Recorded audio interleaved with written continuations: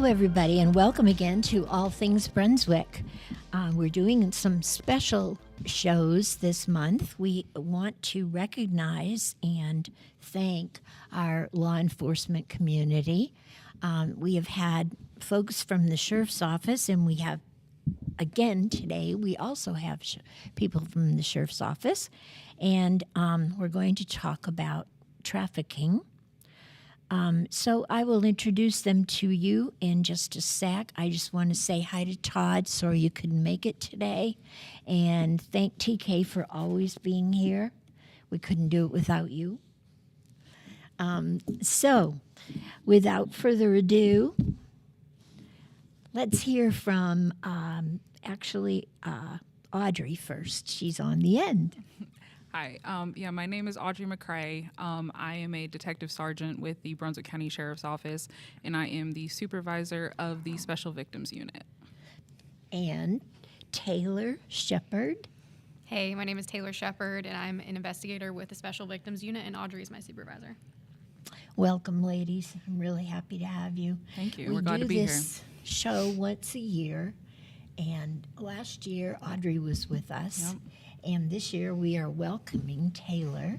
Thank you. To the show. I think that's great. I know that Special Victims covers more than just one thing. Yes. Could you? Yeah. So we investigate sexual assaults no matter the age. So we do juveniles and adults. We also investigate child physical abuse and then also elder abuse. And as far as the Sheriff's Office goes, we don't have a specific unit dedicated to human trafficking. But if there were a case to ever come out, then we would be the ones that investigate it. Right. Okay, let me just start out by asking you, it is not very predominant in this county?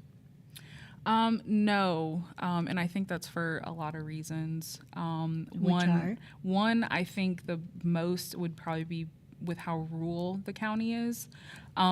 It would be a lot easier to be more hidden as opposed to like a major city. And we also don't have the infrastructure that trafficking is typically found in a lot of areas. Like we don't have that many hotels or motels. We don't really have massage parlors. We don't have any single strip clubs or adult entertainment areas in Brunswick County. So I think we're very fortunate to not have those establishments in our county. In talking to some law enforcement, it was speculated only that since we are so close to Wilmington and Myrtle Beach, that they do have those things in Myrtle Beach. And being rural, it was stated that it would be easy to hide some human trafficked individuals out in the country. And so it was speculated that that could happen here for that reason. Absolutely. And I just want to make sure that my previous answer, I'm not saying that there is no trafficking in Brunswick County. I can't say that. Of course, a lot of people want to pretend that we all live in a perfect world where there's no crime like that. That does occur. But I will say that that's not the case at all. I'm sure there is some level of trafficking to a certain degree, some more in other areas than maybe others, but it's definitely here. But it, like you said, it's a little bit more easily well hidden. And you're right, we are in between two of the major hotspots with human trafficking. There is Wilmington, which is a little bit more of a city, and then Myrtle Beach, South Carolina area, and then also Brunswick County is in between those two, and they're sandwiched between that. And then also, we have a major highway, 17 that runs all the way through from top to bottom. And then we also have access to I-40, and there's just, 395. Yes, exactly. So it's very easy to get in and out of this county onto major highways. So it definitely is here, and I don't want anybody to think that we are oblivious to the situation or to the problem. We do know that it is here. Well, January is actually Prevention of Human Trafficking Month. And unfortunately, North Carolina is 15th in line of states with human trafficking. So it is definitely in our state. Absolutely. And hopefully, as Audrey said, that we don't have a lot of it in the county. But I think that it's very important to be aware. Absolutely. Now, we have what they call the CCRT. I don't know if you're familiar with it. It's Is that it's the Center for Counteracting Human Trafficking. okay? Okay, and they have a day every January where they suggest that people wear blue. Yes. And when asked to do that, then they would explain to them that they're doing it to make people aware. And they suggest that they take photos and have family members Right. and give a reason why they're Right. doing Yeah. it, which I think is a great thing. And as I said, this is the month that Yeah. they are aware. So I think that whether we have a lot of it here or not, people need to be aware. Absolutely. The age of a young lady who is trafficked is 12 years old. And I can't even imagine it because they aren't even a teenager yet. Right. Right. You know.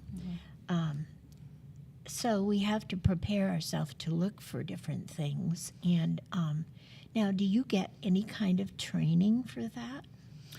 Yes. So, in addition to additional training that investigators would get, we also now have mandated yearly in-service training for every sworn law enforcement officer in the state of North Carolina, and at the Brunswick County Sheriff's Office, where human trafficking is a topic. Good. And so we are mandated by our standards that we have to have that class yearly now. Great.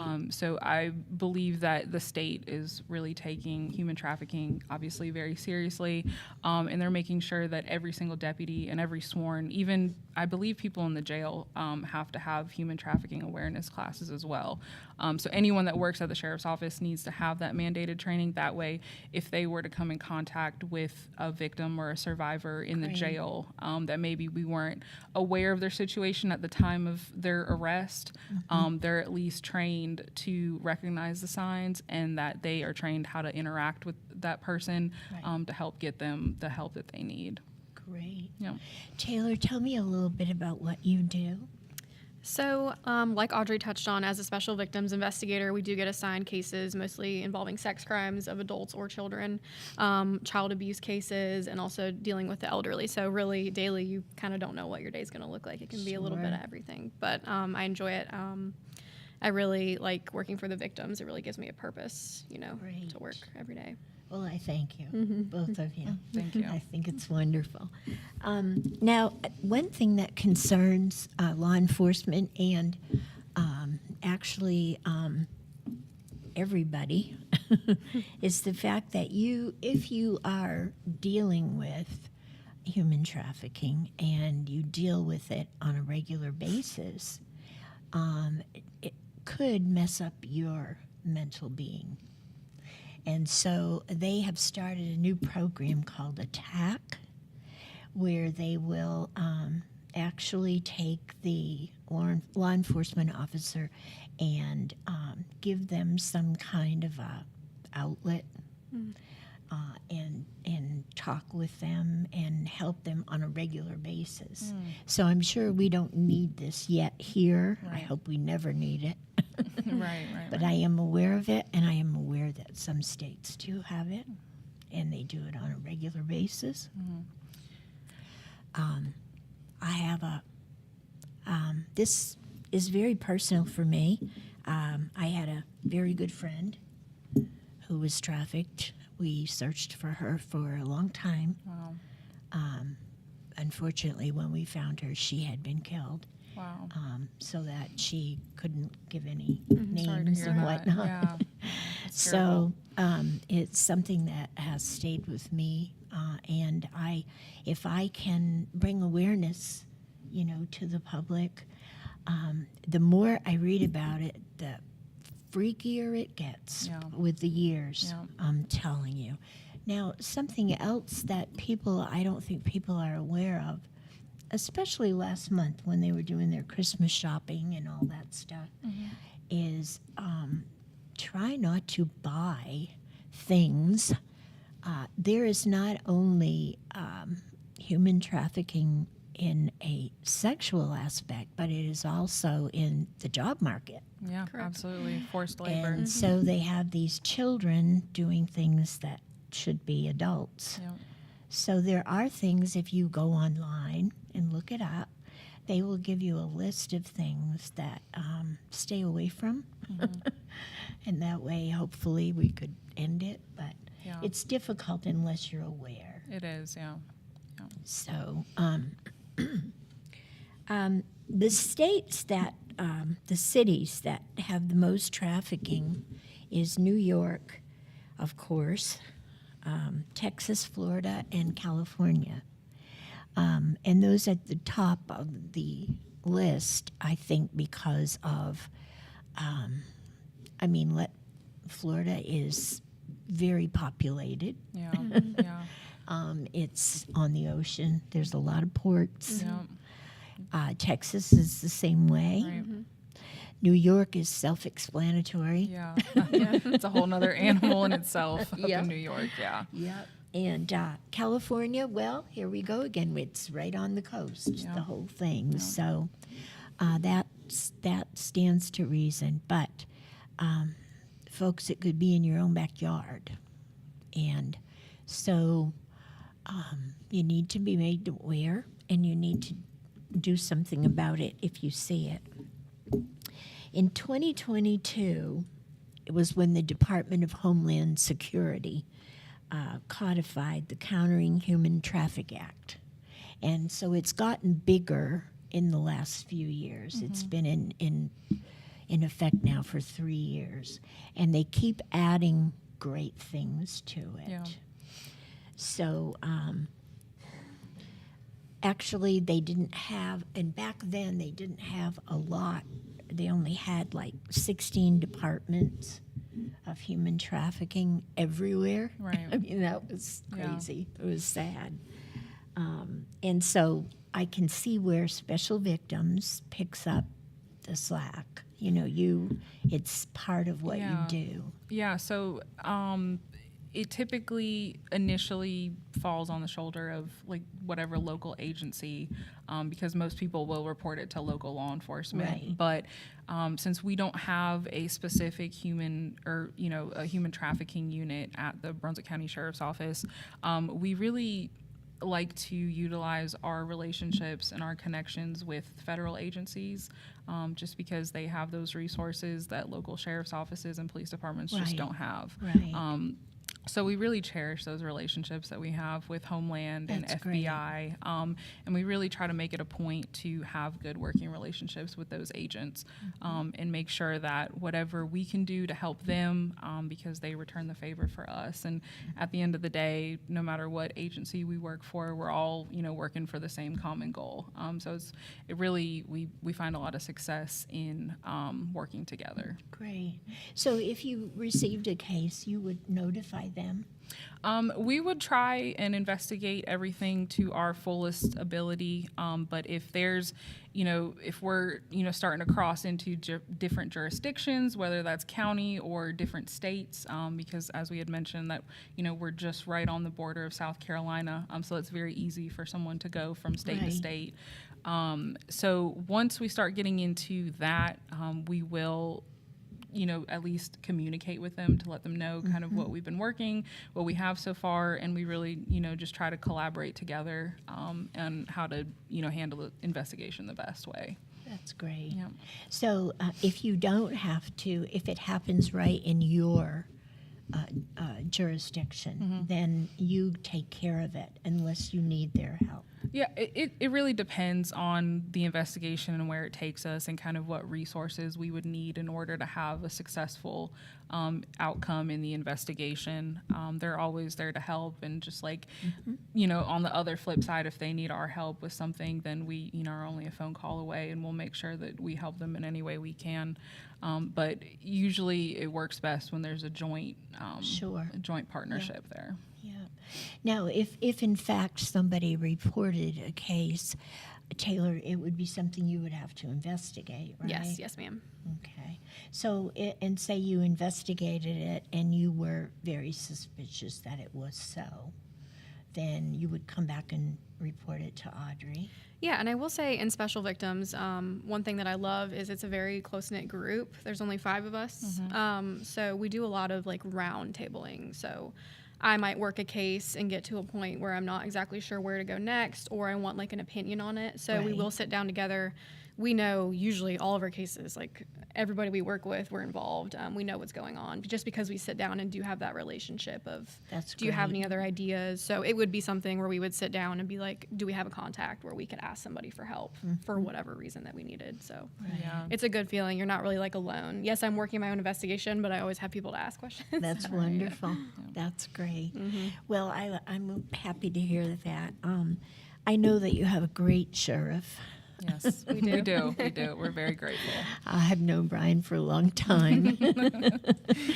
And I knew John before that, so you have been very fortunate. I know. We've been lucking out for sure. Yeah, you really have. Yeah. So, in fact, Brian will be on the show next week. Oh, nice. Yeah, good. Let me see. I know I had some other questions that I wanted to ask you ladies about this, and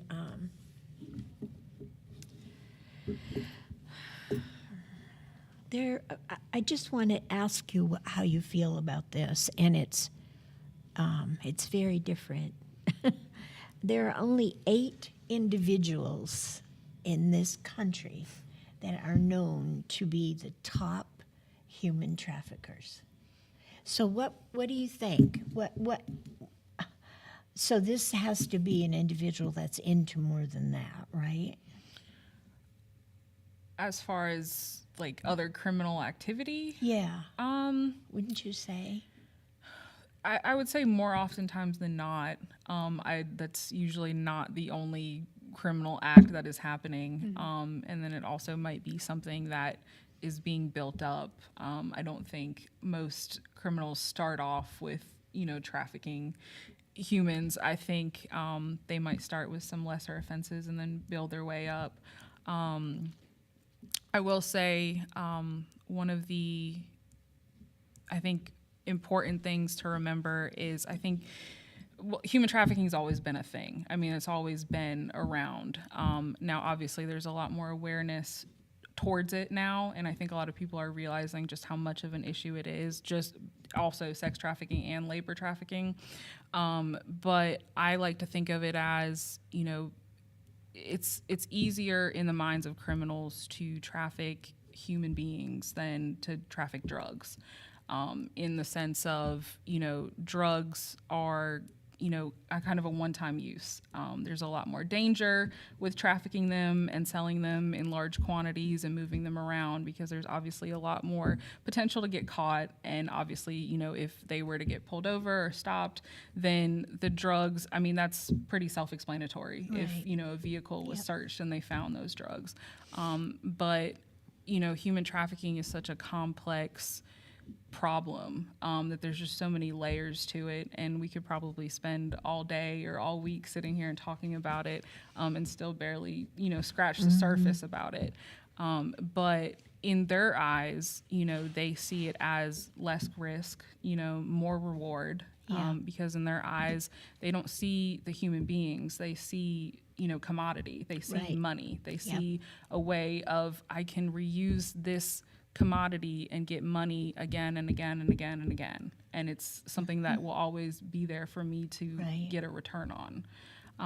So that's one of the ways that I like to explain human trafficking and why it is such an issue. It's also less detectable because you think you get Yes. stopped in a car. Yeah. You just see Yeah. people, you don't see drugs. Right. So if you stopped a vehicle, say somebody stopped a vehicle for I don't know, speeding or whatever, and there is an individual in the back seat. Okay, say it's a young woman. Okay, what are some of the things that you look for if there's a gentleman driving and this individual is not in the front, in the back seat? Wouldn't that kind of throw a red flag first? Unless it was a young Or like kid. an Uber or something like that, Yeah, probably. yeah. Yeah, I definitely think so. I mean, I think some of the warning signs too are if the person got stopped and they were trying to talk to the individuals in the car, the female may not respond to any questions herself. The man may speak for her. And it's very, very similar to some domestic violence traits too. But the female may not have like her own money, her own IDs on her. Right. What are some other things you can think of? I mean, I think you touched on the main ones as far as like the male not letting her speak, or sometimes even another female if it's, you know, a group of true. females. I mean, you just don't know. You know, Right. traffickers don't Yeah. look just one specific way. But, you know, when I was saying that trafficking is such a complex, you know, situation and a problem, it's because there's just typically it's not, you know, a stranger and the trafficked. Usually it's like a very complex relationship that, you know, is it's just it's very difficult to explain, and there's also a lot of trauma involved in the relationship. You know, traffickers are extremely manipulative. Oh yes. And they know how to get what they want, and that doesn't necessarily mean by force or by violence. You know, it can be a multitude of ways. And when we encounter people, you know, of course, we always have to be aware of that being a possibility of the situation, but we also can't just jump to that in every single situation that Right. we run into. And one of my favorite sayings that, you know, I heard in one of the human trafficking classes that I've taken is that we try to treat a human trafficking investigation like a homicide investigation, because not every single victim is going to be cooperative. So just because we run into victims of human trafficking due to those relationships being so complex, they might not be cooperative. They might not want to necessarily leave that situation, or they might not feel like they can leave that situation, just depending on, Really? yes. Wow. Just because that's how brainwashed they are and how manipulated they have become by the trafficker.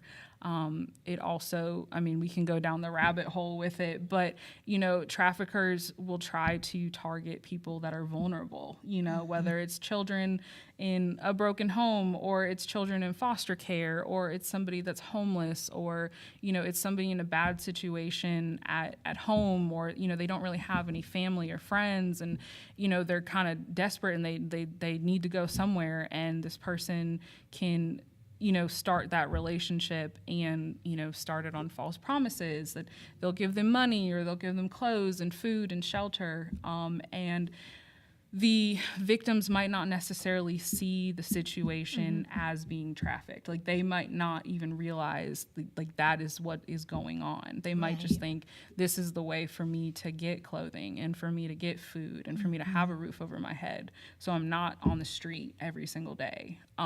So it really is just such a complex situation, and to investigate it, there's lots of layers to it. I know. Yeah. That's what's sad. Very. I know last week in Boston, there was a gentleman who was convicted of sex trafficking in Boston and New York and all over New England. And he's been doing this for many, many years. He got 32 years, and he earned every one of them. Right. But anyway, you know, look, he's been doing this for so long, and he hid it, and he was able to get by with it for so long. So, I mean, it amazes me. I know that they can promise you the world. Yeah. Another thing that I think about are these children that came across the border that we are unable to find. Yes. Yeah. And it's just so, it's probably, they are probably being trafficked, some of them, I'm sure. That was just like opening up a candy store to the traffickers, you know. So, and I was going to mention too, Taylor, when you see somebody in a car, and can't you tell if they're afraid or not? I think that's a hard question. People may not react the way that you expect them to react, and we see that with all of our victims, and especially Really? victims unit. Wow. It's easy to sort of have this preconceived notion that every victim is going to be hysterical, upset, you know, scared, and it really just depends on the situation. I've seen it all so far. I have had the hysterical, upset victims, and then you have some victims who, you know, like to pretend like it never happened, and you would never know that they're a victim of something traumatic. So it really just depends, and you can't. You can't tell by looking at their You can't. eyes. No, I wouldn't say you can. I mean, I've looked at people, and I would never guess that what happened to them happened to them. So Wow. it's just I've learned that you can't just judge how a victim is acting and just Sure. sort of like make up your mind already. So You no, I guys don't have a think you would know. really tough job. We love it though. That's, We do. We do. That's the reason we do it. Absolutely. Oh my gosh. I mean, I always thought that if I saw somebody in the backseat of a car or on the street, if somebody's dragging them along by the hand, all I have to do is look at their face and I could tell that they were in trouble. But you're absolutely right. Yeah, and I think also too, not to make domestic violence part of this, but it is sort of similar in the fact that a lot of people find themselves in situations where they may know it's not the best, safest situation, but they're so far in deep and they're invested, and they care for this person. It is somebody they love, and they may never leave, and you may go right up to her and ask her like, "Are you safe? Do you want to leave?" And she may never say yes. So you just really don't know. Wow. Yeah. Yeah.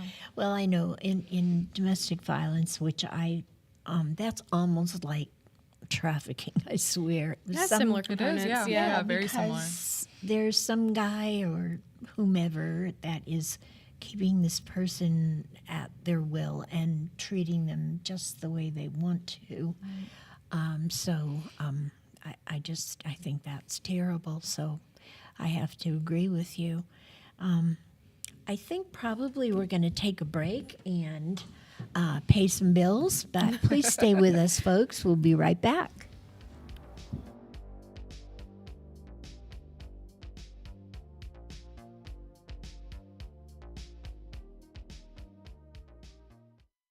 What a great place we all call home, from colorful sunsets to panoramic coastal views. The best attractions are its people, a community of friends and family. J.K. Summers, attorney at law, recognizes this fact and is proud of his work to protect their rights. Put your trust in him to prepare wills and trusts, real estate transactions, contract and LLC creations, and criminal, traffic, and civil matters. Visit oakislandlaw.com or call 910-253-5572. J.K. Summers, attorney at law. Veteran Awareness sponsored by You Are Not Alone. Today's veteran homeless rate is approximately 19,750, and the numbers are declining because of the various veteran programs. If you or a veteran you know is homeless, please call 877-4AID-VET. This is a confidential and toll-free call. From this veteran to other veterans, please be there to help our brother and sister veterans. Again, the number is 1-877-424-3838. And thank you for your service. Welcome back, folks, to All Things Brunswick. Today we have with us two ladies from Special Victims Unit at the local Sheriff's Department in Brunswick County. We are so fortunate to have the folks that we do there. We have Detective Audrey McRae and we have Detective Taylor Shepard. And we are talking about human trafficking. I just want to read a little paragraph here that Traffickers scan bus stops, malls, shelters, any place where there is a noticeable vulnerability. But also there is the love trafficker who grooms his victim. Traffickers look for children also. The average age is 12. So does that sound about right when you take your training?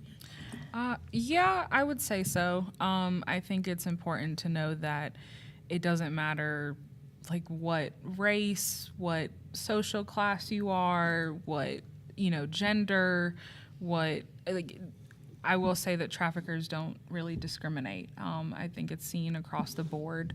While there is the stranger trafficking that you first mentioned in the paragraph as far as scanning, places for vulnerable people, I think in my experience and in my training, I think the love trafficking is more common. I think traffickers use those relationships to build that false trust with the person, Right. whether they're juveniles or they're adults. Whenever the relationship does start, or friendship, it doesn't necessarily have to be a romantic relationship. So I think it's important to not think of trafficking as like a creepy van with like no windows that are just kind of driving around looking for people. Of course that does happen, but I think it is hidden in plain sight so much because people are automatically thinking that that is what it is when it is so much more than that. Right. So yeah, I think it's important to really understand the concepts and exactly what it is to fully get that. So I would hope that everyone is aware of that fact. It is not the seedy-looking van coming down the alley. Right. It can be for sure, Oh, but sure. there's a lot more Yeah, to it. Yes. but it can be the new neighbor Absolutely. Yep. that Absolutely. moved in 3 houses over. Yeah. And never, never, never let your children go somewhere alone that you don't know Yeah. or aren't available to them at all times. And speaking about children, I think it's important to recognize the online use of Yes. children. I think that we are in this new age that is unprecedented. I don't think anyone truly knows the effects that online use is going to have on us and the generations that are coming up. But we see a lot of situations where children are having, unsupervised access to the internet. And essentially, when they have access to the internet, the whole entire world has access to that child. That's right. And a lot of people don't realize that. But there is a huge increase in trafficking starting through online use. Yes. And I think a lot of people aren't aware of that fact. Well, a lot of the movies that are being made now are based on stories of either a young lady or a young man going online and talking with somebody and then sneaking out to meet them. And so that is certainly something that parents need to be made aware Absolutely. of. Yep, absolutely. Yeah, so I agree. Some of the things that the job traffickers are dealing in are, believe it or not, gold. Not here, obviously. Right. Bricks. Can you imagine? Sugar cane. Garments. We knew that. Right. That's Yeah. probably the top of the list. Yes. Cotton, coffee, tobacco, and even cattle. Wow. So I'm thinking that these are in other countries, of course, where it stays warm all the time. Yeah. But those are some of the things that they are trafficking young people into doing. So just something to be aware of. Yeah. Now, there is another issue that has just come up in the last year, and it's just been brought about, and they would like people to be aware of the fact that our Native Americans and our Alaska natives are being trafficked horribly. They are, we still have in our country reservations. We have all of these casinos that have been built by the Native Americans. And in Alaska, it's probably the fact that that's really cold and lots of snow and it's rural, you know. But they have a lot of fishing boats, and they do many things up there that they need labor. So they have discovered that human trafficking has become very predominant in these two areas. Yeah. So that's something else that I don't know. I know that we are all of one race or another, but we're all in this together, folks. So Absolutely. please be made aware of the hot spots in this particular problem. Now, I think that the issues that are coming up that probably, I don't know that our law enforcement gave you much information a few years ago. Maybe as soon as 10 years ago, there was not as much information out there as there is now on human trafficking. Yeah. And I don't think that law enforcement was able to get the training or the awareness or anything until Right. just a few years ago. Yeah. Do you agree with that? Yeah, I will say it definitely has been brought to the forefront a lot more than in the past. And I think that's for a lot of reasons. I think when we talk about really difficult topics, whether it is about trafficking or it's about, you know, children being abused, whether physically or sexually, a lot of people don't necessarily want to have those conversations because they're uncomfortable and they're scary and they're sad and they're depressing to realize that those problems do exist. But I think as a society, I think we're doing a lot better to recognize those problems and no longer keep them hidden in the shadows. And I think as a whole, I think we're doing a really good job as far as bringing it to the forefront. I mean, obviously we have a lot more work to do, but I am very proud with the amount of awareness that has been going on recently with it. Great. Does the sheriff's office offer anything to the schools on protecting themselves, or? As far as like programs with the school, so I know for years and years in Brunswick County, my friend Todd Coring did the DARE program. Yes, that is still very much a thing in the schools.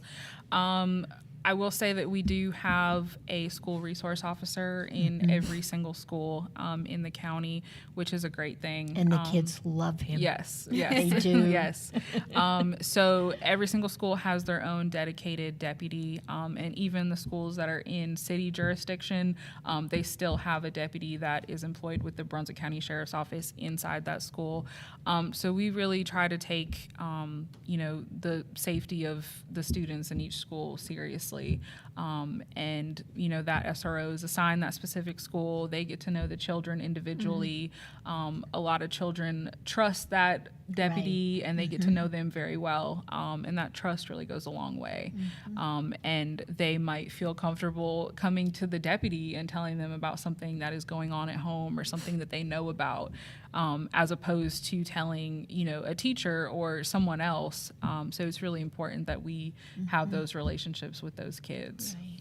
I'm very happy to hear that you have these officers in the schools, because it is a very scary day and age. Yeah.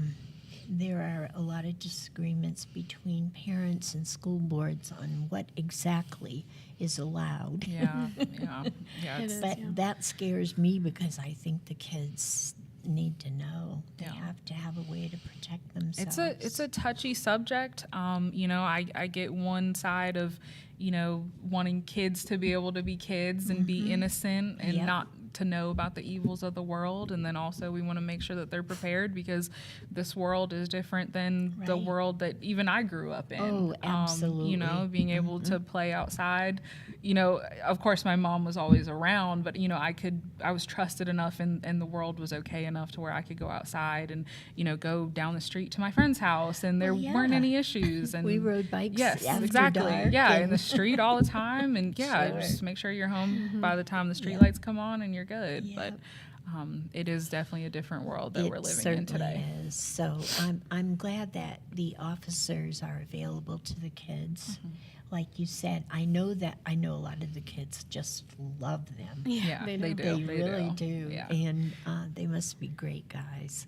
I will say, as a unit, I was going to touch on her for SVU. We do a lot of educating parents too on being safe cell phone usage, basically, because a lot of the good. parents have sort of this mentality where they don't want to violate their kids' privacy by checking their phone, which I understand in an aspect, but like Audrey said here, it opens them up to the entire world. So you have to be checking your kid's phone regularly. You have to know who they're talking to.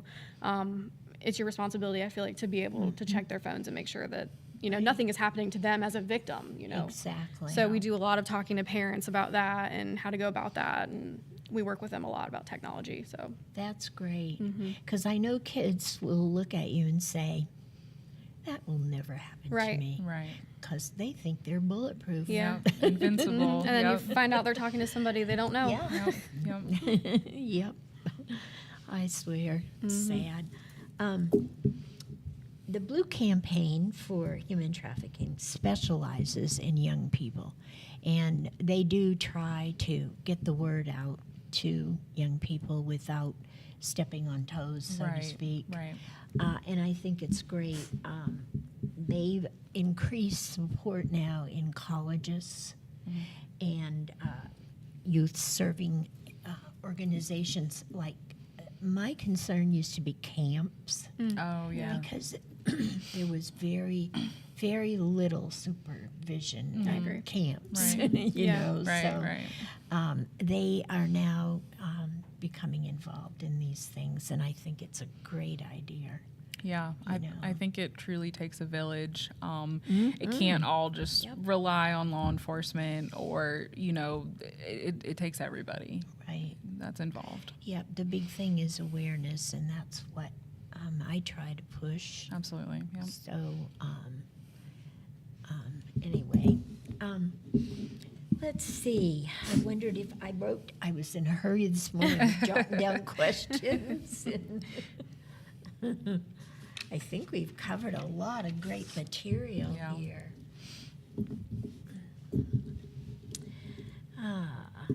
I like this impact that they have just started, and I know that it's not necessary here, but it's the technical name for that is investigators made purposeful awareness to combat trafficking trauma. Does that make sense? Yes. Yeah. Yeah. And it's called Impact, and it's like it's a support system. They focus on training to maintain your mental resilience, which is important. I think that's important in any law enforcement. It is, I mean, absolutely. It is. Wow. Yeah. Do you have that type of training?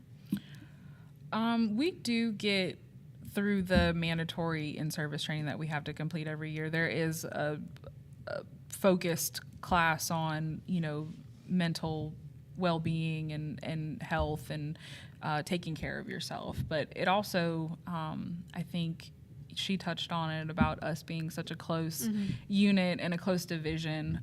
It's really important to have people in your corner, and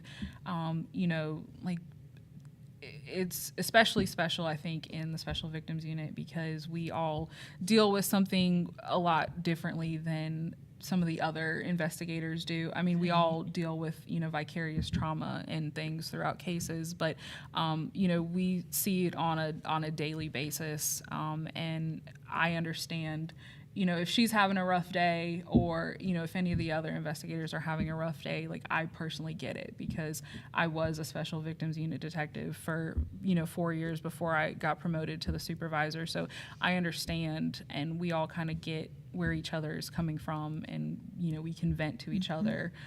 So it really does make a big difference to have a good group of people that get along. Absolutely. And so, yeah, it is. I think the sheriff's office as a whole takes, our physical and mental well-being seriously. 30 years in this career is a really long time. And, it really is. And we got into it to make it to the finish line.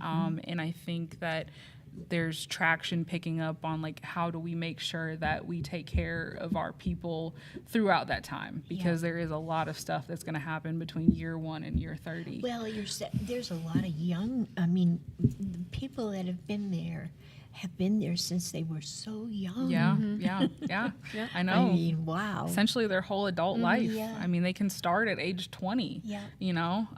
So yeah, it's a long time. So it's important for us to take care of each other and ourselves. I understood totally when John retired, because he had 30 years. Yep, he did. That's a long he did. time. He did. What do you see in Brunswick County is happening to? I don't know how you guys can get any better, but you'll grow. Yeah. And what do you see as growth with the sheriff's office? I would say, well, one, more people. Obviously, the current amount of deputies deputies, we obviously can't serve the entire population that's coming to Brunswick County. Obviously, as the population grows in the county, we need to grow with it. Because in order to better serve everybody, we can't be completely burnt out to where we're, the same amount of us versus double the population. Right. That's just not physically possible. We won't make it 30 years. No, we're not going to make it, So I think that that's important. I also think with the diversifying community that, people of all ages and races and everything is coming to Brunswick County. So I think as, they become more diverse, the sheriff's office is going to become more diverse. I think the sheriff's office has a lot of great programs that maybe a lot of people don't know about.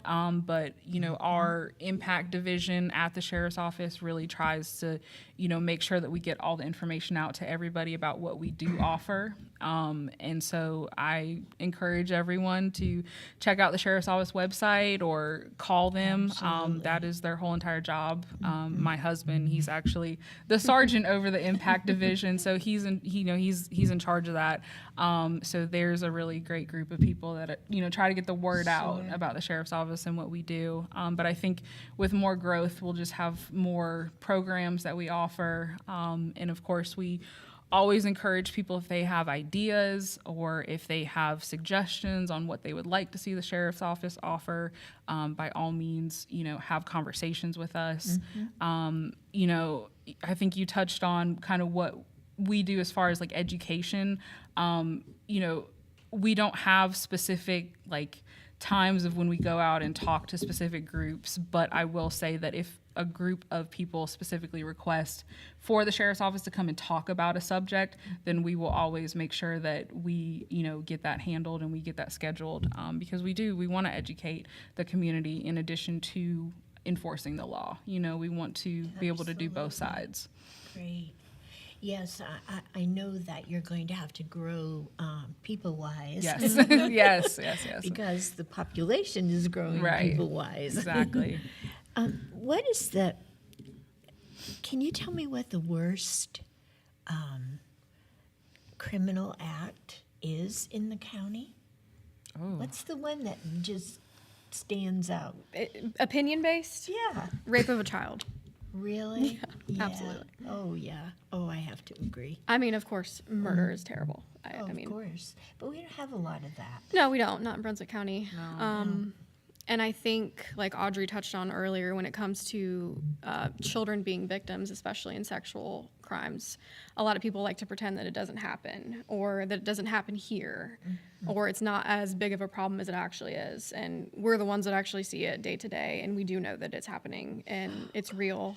So to me, I guess seeing it firsthand and also knowing that a lot of people don't realize that it's happening, I think it's the worst, because some people just refuse to believe that it's real. So It's kind of like they don't want the Jones to know. Right, right. I think it's Or just the Smiths. it's very whatever. complex. It's a Yeah. complex crime from all angles, because it's complex from the suspect's angle of what happened to them to make them do this to children. But it's also complex from supporting the victim. Like, how are we going to ensure that this child grows up and is a productive member of society and functions and is not so traumatized that they can't go on, So it's very complex, and it happens 3 doors down. It happens right next door. It could be anybody. So Could be somebody you know. Yes, yeah. I know. I used to tell my children the most horrid tales. They must hate me. well, at least I they was know. so afraid something was going to happen to Yeah. them. Yeah, it's I mean, that's being a parent. It is. It's like that. Yep. We're going to break again and pay some bills. And folks, stay with us. We'll be right back.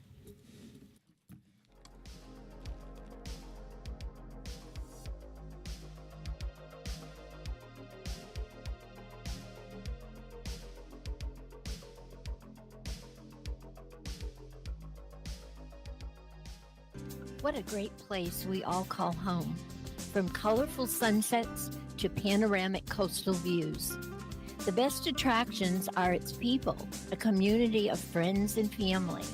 J.K. Summers, attorney at law, recognizes this fact and is proud of his work to protect their rights.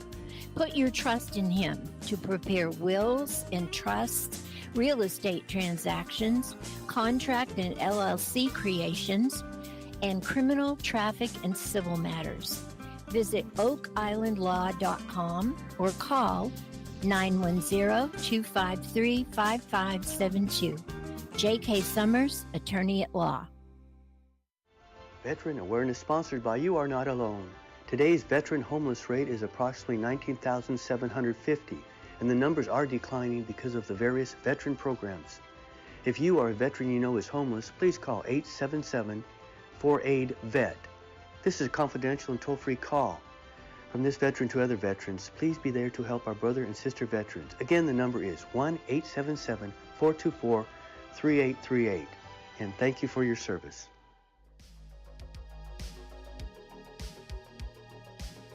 Welcome back, everyone, to All Things Brunswick. Today we have two detectives from the Brunswick County Sheriff's Office, and they are from the Special Victims Unit. We are talking a little bit about human trafficking and other kinds of crimes. And Audrey, could you tell us one of the most important things if somebody sees something that they're really unsure of? What should they do? I think the most important thing is if you see something to say something. I know that a lot of people might feel silly, or they might feel like, whatever they see or have to say, if they don't know for sure if a crime is occurring or not, they might feel like it's kind of useless, or, they're bothering us, or, there's a lot of people that will call and say, well, it's not really an emergency, and, I don't want to bother you guys, but that's, quite literally our job. So we don't mind at all. And even if what you see doesn't turn out to be anything, at least you know that you did report it and that we did look into it. And a lot of times the information that we do get does lead to credible investigations, and we're able to help somebody. So we really do rely on our community for the information, because as our sheriff says, we can't be in every single place at every single second. Yeah. But our community, just like you guys depend on us to do our job, we really depend on you guys to help us do our job. So if there's anything, even if you're not sure what's going on, if there's anything that makes you feel weird or uncomfortable and you just need to tell somebody, I urge everybody to at least tell us. There's several ways. You can either call 911, you can either call the sheriff's office number during office hours, if it's Monday through Friday business hours. You know, you can always request to speak to a detective during business hours, just to have a conversation, to at least run through what you're witnessing or what you want to report. You can make an anonymous tip through our sheriff's office website, or you can do it through the Brunswick County Sheriff's Office app. And I can personally attest that every single tip that is made goes directly to the sheriff himself, and he reads every single one. And he makes sure that that tip goes to who it needs to investigate. So if you make it anonymous, then we will look into the information. But if you do leave your name and your contact number, then you should expect a phone call to be made to you very shortly after you make the tip. Wonderful. So, folks, you can call in, leave your name, or you can call in anonymously. Anything you'd like to add, Taylor? No, I think Audrey really touched on that. We do rely on the community to investigate things going on. And like she said, too, it very well may lead to something. It could be something big. So you never know. You know, that weird feeling you get, a gut feeling, is usually something. So we encourage people to call. I think that's a real thing. Mhm. It's a real It thing. is. Yeah. It is a real thing for sure. Yeah. And I would like to remind our audience to be aware. If you will go on line, go to Google or wherever, or go to the Department of, I guess it's DSS here in this county. They work in coalition with human traffic officers, and you can get information on what to be aware of and how to look for signs that there's an issue. Remember, folks, that the young people that are targeted for this, they are usually about 12 years old. So the only way that we can prevent this and the only way that we can stop it is to be aware. And like Audrey said, we need to help our sheriff's office out. So do report something if you're uncomfortable with it. I want to thank you guys very, very much for being here today. We have Detective Taylor Shepard. Thanks for having us. And, excuse me? I said thanks for having us. Oh, Yeah, gosh, thank you. yes. And we have Audrey McCrae, who is the supervisor of a Special Victims Unit. How long have you been supervisor? I got promoted in July. Well, congratulations. Thank you. I think that they did well. Thank you. I appreciate that. And I would love to have you ladies back again. Absolutely. Anytime. Yeah, anytime. Thank you so much for all the great information. Absolutely. And I wish you well. Be Thank you. safe Thank out you. there. Thank you. And whatever I can do to help, I'm here. We appreciate So- you. Thank you. And please join us next week, folks. We have coming to see us our county sheriff, Brian Chisholm, and we have some other folks that are joining him as we continue our January shows on law enforcement. And we like to thank them very much and recognize them. So please join us again next week for All Things Brunswick. Thank you. Good night.